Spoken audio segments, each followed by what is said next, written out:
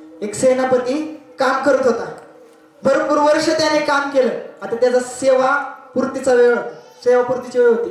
राजाचा तो इतका जिवलग सेनापती झाला होता. त्यावेळी राजाने त्याला काय दिलं तर त्याला 4 घोडे पुढं 4 घोडे मागे आणि सैन्य त्याला बहाल केलं. मोठी संपत्ती त्याला दिली. ती सगळी संपत्ती घेऊन जात असताना त्या सेनापतीला वाटत दरोडेखोर अडवतात. दरोडेखोर काय करतात? अडवतात. दरोडेखोर अडवतात. आता तो सेनापती त्यांच्या कैदेत जातो. ते त्याला कैद करून ठेवतात. सेनापतीला कैद करून ठेवतात ते दरोडेखोर. सगळं सैन्य सगळं सोनं लुटतात आणि सेनापतीला कैद करून ठेवतात. सेनापतीला कैद केलं. आता सेनापती तिथं हात साखळदंडाने बांधतात आणि तो म्हणतो, तो एक त्यांचा दरोडेखोरांचा एक माणूस म्हणतो की आपले सरदार आता तुम्ही सांगा ह्याचं काय करायचं. सरदार काय म्हणतात, ह्याचं सगळं सोनं बिनं लुबाडून घ्या आणि ह्याला इथंच प्राणदंड द्या, ह्याला इथं मारून टाकायचं, शिरच्छेद करा. आता हे काय आपल्या कामाचं नाही, ह्याचं सगळं सोनं बिनं तर आपण घेतलं, ह्याला मारून टाका. पण त्यावेळेस तो सेनापती त्याने डोळे बंद केले आणि तो मनातल्या मनात म्हणू लागला. तो आळंदीच्या वेशीवर होता. तो मनातल्या मनात म्हणू लागला की हे माऊली ज्ञानोबा आहे, तुम्ही मला आज या संकटातून सोडवा. मला काय करा, आज या संकटातून सोडवा. मी माझं राहिलेलं अख्खं आयुष्य तुमच्या चरणी अर्पण करेन. तेवढ्यात काय होतं, ते दरोडेखोर तिथं बसलेले आहेत ना, ते दरोडेखोर त्यांना प्राणदंड देणारच. तेवढ्यात त्या दरोडेखोरांचा एक माणूस मागून पळत येतो आणि म्हणतो काय, अहो सरदार तुम्हाला मुलगा झाला.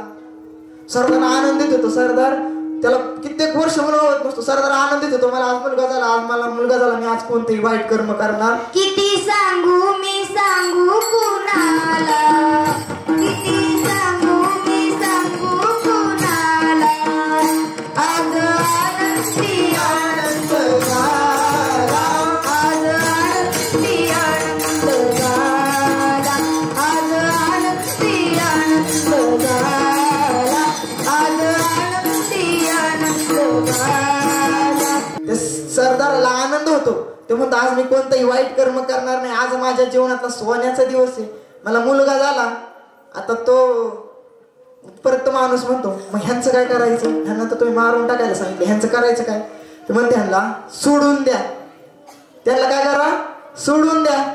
आता तो सेनापती म्हणतो, अरे मी संतांना फक्त डोळे बंद करून म्हणलं की मला वाचवा, मी माझं राहिलेलं आयुष्य तुमच्या चरणी अर्पण करतो आणि संतांनी मला वाचवलं देखील. आता माझं कर्तव्य आहे की मी दिलेला शब्द पाळणार. मग तो सेनापती तिथून निघतो. कुठं जातो, डायरेक्ट आळंदीच्या ज्ञानोबा माऊलींच्या मंदिरात जातो आणि कायमचा तिथं सेवेकरी होऊन जातो. तो सेनापती म्हणजे कोण तर हैबत बाबा. आज पाहायला गेलं तर आपण जी वारी करतो ना, ती वारी आपली हैबत बाबांनी चालू केली. हैबत बाबांची समाधी माऊलींच्या समाधी समोरच तीक्ष्ण उत्तरे हाती घेऊन बाण फिरे. जे धर्माचं पालन करतात ना, त्यांच्या मुखावर कायम आपल्या धर्माबद्दल प्रेमच असतं. कायम ते आपल्या धर्मासाठी कोणतंही युद्ध करायला लागलं तरी चालेल, ते युद्धासाठी तयारच असतात.